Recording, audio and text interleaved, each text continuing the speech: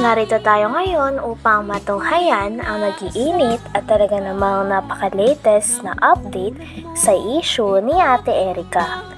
Sa pagpapatuloy ng ating istorya ay nandun pa rin si Kalingap Val Santos Matubang sa dating bahay nila Ate Erica, kung saan nandun din ang lolo ni Ate Erica na si Lolo Miguel at ang tita nito na nag-video patungkol sa issue nila. Kasalukuyan nga ang sinisolusyonan na din ni Kalingap Val Santos Matubang ang away na ito, sapagkat bilang isang pamilya ay pangit din tignan na nagkakaroon ng ganitong issue. At ang issue nga na ito ay dahil lamang sa pera. Yung anak mo na nanay nila. Tapos may pinakasama. May pinakasama siya? Binata man. May asawa din po, kaya lang wala may asawa patay. Okay. Sumalo. Ilan taon na yung nanay na Erica? Ilan taon na po yan? Nanay nila? Ako na po yun. 40 niya ata, no? Bata pa. Hindi na. 43 siya, kung 44. Bata pa yung anak mo. Nagin mo yan sila? Ayan po dyan.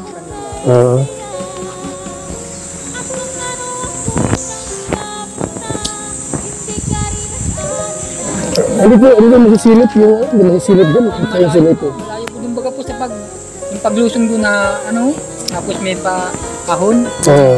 Alam mo sila? Kaya yun po na at malalawin mo kayo dahil. So yung mahal na tatay po, makaling. Sige ating... Ipinakita din muli ni Kalingap Val Santos Matubang ang bahay nila Ate Erica.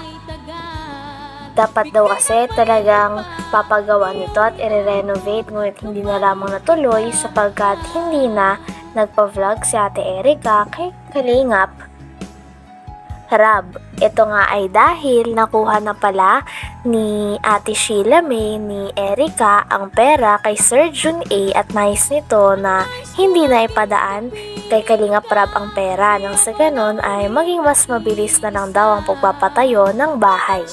Kaya naman isa din ito sa pinag-awayan ng pamilya dahil ang mga pera na binibigay ni Sir Jun A ay hindi rin nakakatikim ang pera ang pamilya ni Ate Erica, kahit sinasabi ni Sir Jun A na pampamilya ito. Lulat. Ano ba yan? Jun A, kung ikaw po nakikinig, napanood sa ating video. Ano mga sabi niyo po? Yung mga sinabi nila. Kung lang matanda. Ako, dito ako para natulungan po sila. Kasi nagtawag sa atin, chat or text. At yun po yung tulong sa atin. Although sila po ay, si Erica po ay nagka-problema. Kasi umalis sa Kalingap, di nagpa-vlog. Pero yung vlog po dito mga Kalingap, tuloy-tuloy po yun. Kasi ang naka-scout nito ay si Riel at Malalan. Ay Lolo Miguel. So, ang tanong ko kayo Mr. kay John A, ano ang masasabi mo? Nasa dalawang hinahangaan mo. Hindi po ay napatawa, matag-Diyos, sabay. Kasi nyo ito. Huwag mong huwag mong... Ayon pa sa pamilya ni Ate Erica ay para sa kanila daw, ang isang pamilya ay nagdadamayan daw at magkasama sa hirap at ginhawa. Ngunit nabaliktad na nga at hindi na ganito ang nangyayari dahil simula daw nagkaroon na ng pera at nahawakan na ni Ate Erica at ng kanyang ate ang pera na pinadala ni Sir Jun A ay nagbago na daw ang ugali ng mga ito. Na hindi na nga daw nila binibisita ang mga tao na nag-aruga, nagpalaki at talaga namang nagpaaral sa kanila simula nung bata pa sila. Hindi na rin daw hangad ni Lolo Miguel na magkaayos pa sila. Ang gusto na lamang nila ay sana manahimik na ang mga tao kakabato ng mga maling impormasyon at paninira sa kanilang pamilya dahil ayaw ni Lolo Miguel na nilalapastangan siya. Na-scout ito ng Kalingap partners natin. Pero divert kay Erica yung tulong po kasi naging Kalingap Angel po yun. Yung nga problema, binabag yung Kalingap Rab. Umayaw po, yung pala po ay nagapang na. No? Meron na silang usapan nila sila mo. At binawit po yung pera ng 200,000,000 na ibigay kay Kalingap Rab para pagawa ng bahay, pinairi po. Mga kaibigan. Yun ang gusto lang yung may gawa natin. Pero sa mga po mga kaibigan, hindi mabago yung Panginoon. So, tingin doon sa lulot po nila. Kaya ba yan? June 8, kung ikaw po nakikinig, nag-upload sa ating video ngayon. Ano mga sabi niyo po? Yung mga sinabi nila. Ang lang matanda. Dito ako pa. Dahil sa problema na ito sa pagitan ni Ate Erica at ng kanyang pamilya, ay sabi nga din ni Kalingap Val Santos Matubang na handa daw siya na solusyonan ang ito. Kaya naman tinatanong niya at patuloy niyang ini-interview ang pamilya ni Ate Erica nang sa ganon ay malaman niya pati na rin ng mga tao ang tunay na side o ang hinaing ng pamilya ni Ate Erica sa kanya.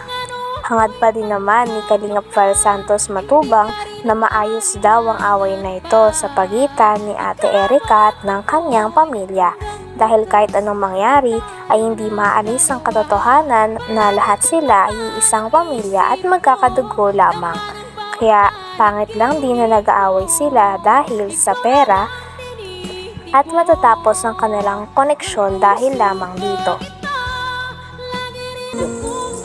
Huwag mong huwag mong konsultuhin yung dalawa. Hindi pa napunta rito, nag-birthday yung lola, hindi na naman napadalaw. Tapos nagpinti-pinti sila rin may nagastos daw sila sa birthday. Yung pala totoo na pabigyan ng may birthday dito. Ano po? So, Kang! Paalam mo rin pa nga sa may lupa. I-repair ko yung bahay ninyo, ano? Tapos ayos natin yung problema. Sana, tay, at malamang matala ko yung nag-isip ni Erica dito. Sila na yun. Salamat po sa akin. Magtapo ka na? Pinirest ko na po sa aking memorya. Magtapo ka na sa kanila? Saan ko na po yun? Kung sakaling bumalik, kung may tawad, tanggapin mo? Kahit na po. Masagit na ako sa loob, ano? Simple po sa ginawa lang yan. Kahit pag ikaw na Ikinwento pa ni Lolo Miguel kay Kalingap Val Santos Matubang na talagang simula daw pagkabata ay nandun na si Ate Erica at ang kanyang ate sa poder ng lolo at lola nila. Ito na nga ang nagpalaki at nagpaaral at talaga namang kumukop sa kanila ng kanyang ate. Kaya naman masama rin sa loob ng lolo ni Ate Erica na masabihan sila ng mga masasamang salita. Dahil ayaw niya rin na nilalapastangan siya at sa tingin niya ay wala daw utang na loob si Ate Erica at ang kanyang ate. tanggal. Ngayon, wala na. Wala na. Hindi ko hinihiwalay sa aming mag-asawa yan. Dalawang yan. Maliit pa nasa kumpa po kami sa Labo, sa Malasugi. Anong kasama sila? Maliit pa po yun. Palit pa lang. Ngayon, nag-ibang ugali. Nasa ba kayo mag-iwan yan, yung tatay niya? Ay, nakapiginti po, taga Mindanao yun, taga Namatay na. Agusan del Sur. Patay na. So ikaw na nagpalaki. Kami na pala. Ilang taon yung namatay yung tatay nila? Ilang taon sila Erica? Sige namin. Siguro, mga grade 6 po yan. Mga bata po. Ilan sila magkakapatid? Dalawa lang sila? Dalawa lang po yan. Kaya nag-aalagaan namin, tuwa-tuwa nga ako, unang apo ko sa babae. Minalmahal ko. Paglaki, nagkasungay. Wala natin mga bata ko. Nilimot na yung nilakihan nila. Oo. Kung saan ang galing? Hindi ko maanuhan kung saan mga ugali ng pagkagayon. Hanggang dito na lamang muna ang ating napakainit, nagtitrending at talaga namang mas nakakaintriga na issue ni Ate Erica. Maraming salamat sa inyong panonood. Hanggang sa muli. Bye!